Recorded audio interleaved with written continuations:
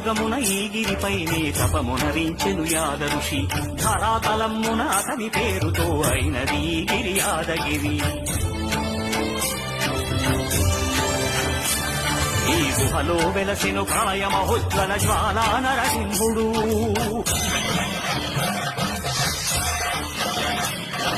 భక్తాభీష్టములన్నీ తీర్చే లక్ష్మీ నరసింహుడు.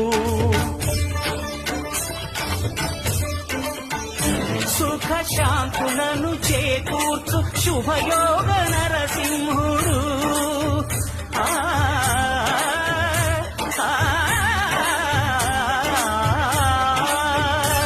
సుఖ శాంతులను చేకూర్చు శుభయోగ నరసింహుడు.